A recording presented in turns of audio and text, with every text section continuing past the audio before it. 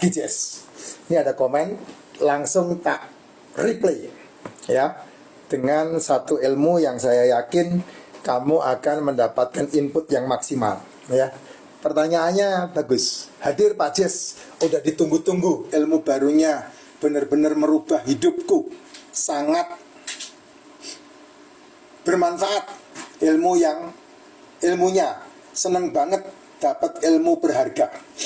Nih, tak kasih ilmu kekuatan manusia ya, Jess.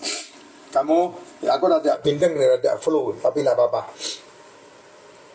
Kekuatan manusia itu ada di sini, di otak, ya, di otak itu kekuatan manusia. Itulah sebabnya pertumbuhan yang Tuhan taruh di otak manusia itu terjadi ketika kita, saya, Anda semua berusia 7 minggu, 7 bulan di dalam kandungan orang tua.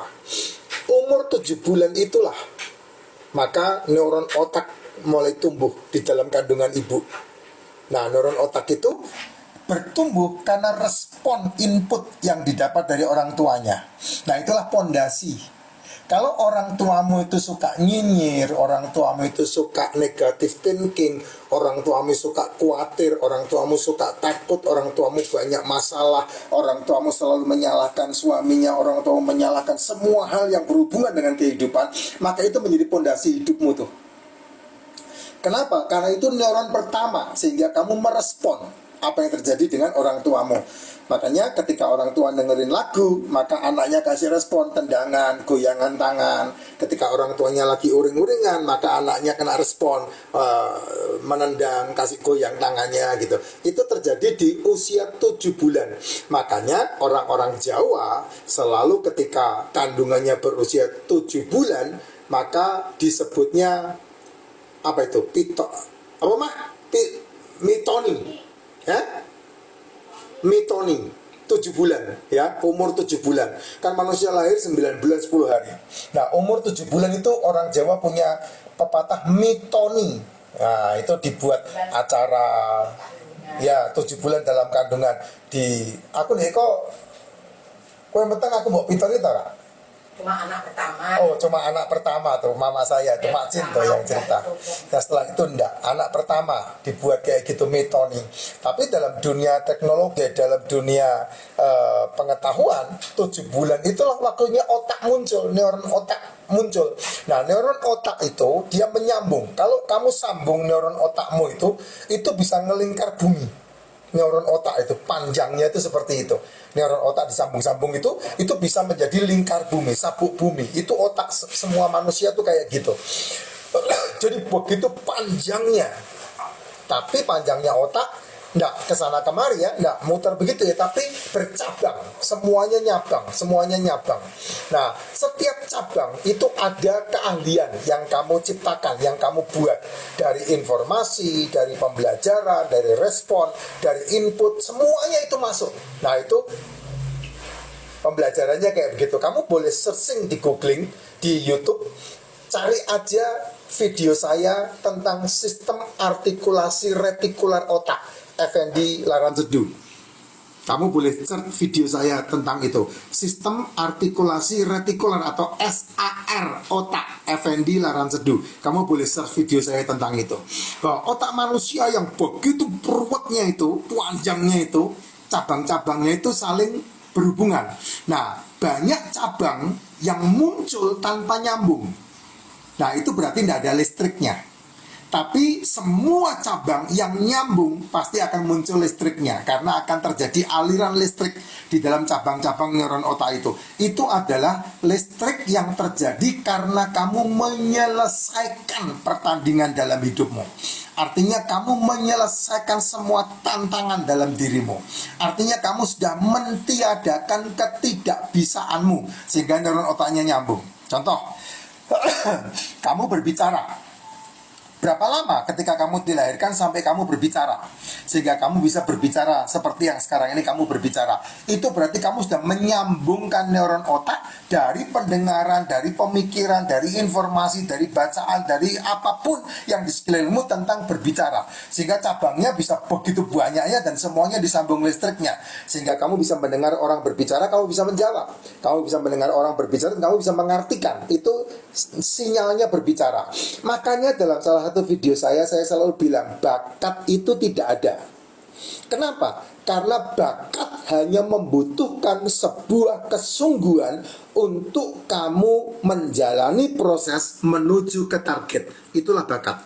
Contoh, tidak ada orang yang punya bakat sepak bola, tapi ketika dia dilatih dari umur 3 tahun pegang bola, 15 tahun kemudian dia dilatih untuk main bola, maka dia ahli di dalam memainkan bola. Tinggal masalahnya kamu asah tidak mentalnya, tekniknya, sehingga kamu mendapatkan julukan seperti God, seperti Messi, Ronaldo, Ronaldinho. Banyak orang bisa main bola kan, tapi sedikit yang menjadi kayak mereka. Kenapa? Karena mereka berhenti. Mereka tidak menyambungkan semua neuron otaknya yang berhubungan dengan bola. Anak saya main basket itu semenjak SD. Sampai SMA kelas 2, dia mendapatkan tiket free ke San Francisco. Kenapa? Karena setiap hari dilatih untuk menuju ke sana. Dan sampai detik ini masih menekuni yang namanya olahraga itu. Kadang-kadang melatih. Sekarang dia arahnya udah ke trainer ya. Nah, itu yang namanya menyambungkan neuron otak. Nah, menyambung neuron otak itu seperti kamu menembus sinapmu. Ketidakmungkinanmu kamu babat habis. Kemustahilanmu kamu matikan semua. Kamu kalahkan semua. Nah, caranya cuma satu. Kamu dipaksa sehingga kamu terpaksa dan kamu membuat dirimu terbiasa. Nah, semuanya ada di otak. Sama dengan urusan bisnis. Makanya ada hukum 80-20. Ketika kamu menjalankan pekerjaanmu 80%, hasilnya hanya 20%. Kamu sudah mendapatkan hasil dari pekerjaan kamu. Meskipun itu sedikit, meskipun kamu rugi, kamu akan dibuat rugi lagi dan rugi lagi. Kamu tetapkan untuk kamu tekuni itu dan perjuangkan. Nah, itu baru kamu mengalahkan sinapnya. Sampai suatu ketika kamu merubah 20% kamu kerja, hasilnya 80%. Itulah sinap. Sistem artikulasi retikular otak yang umur 12 tahun, umur 12 tahun sudah mulai paten gitu. Sehingga umur 12 tahun sudah tidak bisa dididik. Yang ada diajari. Karena apa? Pondasinya harus dibongkar dan kemudian diminta untuk terus tekun. Nah, itu sedikit yang namanya hukum kudu, harus, wajib. Nah, baru kamu akan jadi top. Ya, kalau sekarang kan nggak bisa itu. Anakmu lagi dididik aja, kamu yang datang ke sekolahan untuk nuntut gurunya. Kalau sekarang nggak bisa lah. Kalau anakmu lagi dilatih disiplin, kamu datang ke tempat latihan anakmu dan kemudian kamu tuntut pelatihnya dengan pengacara. Ya gimana anakmu bisa menjadi hebat? Nggak bakal bisa. Nggak bakal bisa. Kalau kamu pengen anakmu hebat, serahkan kepada ahlinya untuk dididik. Nah, caranya mau nggak mau kamu harus melihat Shaolin.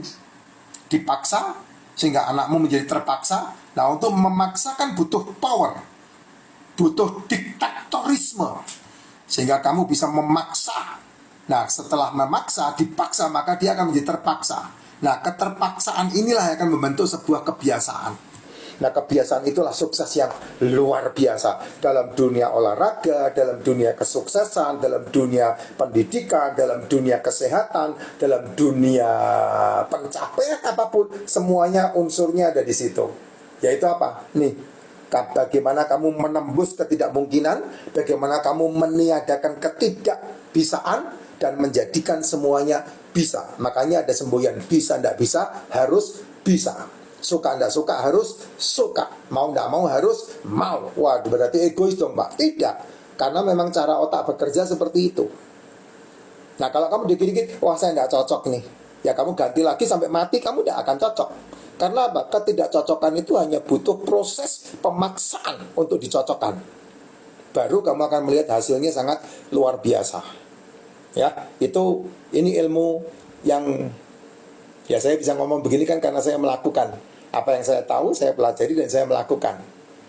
Bisnis yang saya kerjakan, pekerjaan yang saya kerjakan, kehidupan yang saya kerjakan, dasarnya ini semua.